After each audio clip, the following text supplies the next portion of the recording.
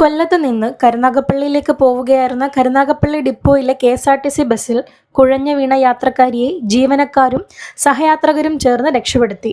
ഇടപ്പള്ളിക്കോട്ടയിൽ വെച്ച് പെൺകുട്ടി കുഴഞ്ഞു വീണയുടനെ ബസ്സിലുണ്ടായിരുന്ന 3 പെൺകുട്ടികൾ പ്രാഥമിക ചികിത്സ നൽകുകയും ഡ്രൈവർ ബസ് അതിവേഗത്തിൽ ഓടിച്ച് തൊട്ടടുത്ത സ്വകാര്യ ആശുപത്രിയിൽ എത്തിക്കുകയുമായിരുന്നു. ഡ്രൈവറുടെയും കണ്ടക്ടറുടെയും യാത്രക്കാരുടെയും ഈ കൃത്യസമയത്തെ ഇടപെടൽ പെൺകുട്ടിയുടെ ജീവൻ രക്ഷിക്കാൻ സഹായിച്ചു.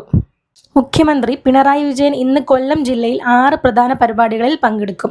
കൊല്ലം ശ്രീനാരായണ ഗുരു സമുച്ചയത്തിൽ പ്രതിമ അനാച്ഛാദനം ചെയ്തുകൊണ്ട് അദ്ദേഹം പര്യടനം ആരംഭിക്കും.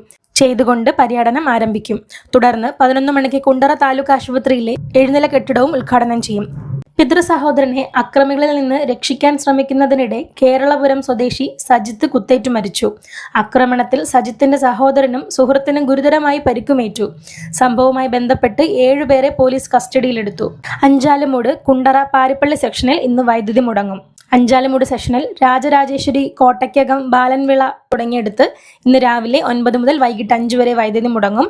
കുണ്ടറ സെഷനിൽ പാവട്ടുമൂല, മോരിപ്പുറം, ഭീമ ബേക്കറി എന്നിവിടങ്ങളിൽ ഇന്ന് രാവിലെ 9 മുതൽ വൈകിട്ട് 5:30 വരെയും, പാരിപ്പള്ളി സെക്ഷനിൽ ഇലക്ട്രിക്കൽ സെക്ഷന്റെ പരിധിയിൽ വരുന്ന പാരിപ്പള്ളി ടൗൺ, മയിലാടുംപാറ എന്നീ സ്ഥലങ്ങളിൽ ഇന്ന് രാവിലെ 9 മുതൽ വൈകിട്ട് 5 വരെയും വൈദ്യുതി മുടങ്ങുമെന്ന് KCB അറിയിച്ചു.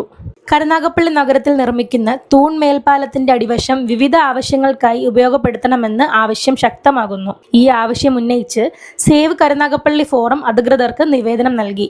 നഗരത്തിൽ ലാലാജി ജംഗ്ഷൻ മുതൽ ഹൈസ്കൂൾ ജംഗ്ഷൻ വരെ 1.5 കിലോമീറ്റർ നീളത്തിലാണ് ഫ്ലൈ ഓവർ നിർമ്മിക്കുന്നത്. നിർമ്മാണം പൂർത്തിയാകുന്നതോടുകൂടി ഇരുവശത്തെയും സർവീസ് റോഡിനിടയിൽ 4 വരിപ്പാതയുടെ വീതിയിൽ സ്ഥലമുണ്ടാകും.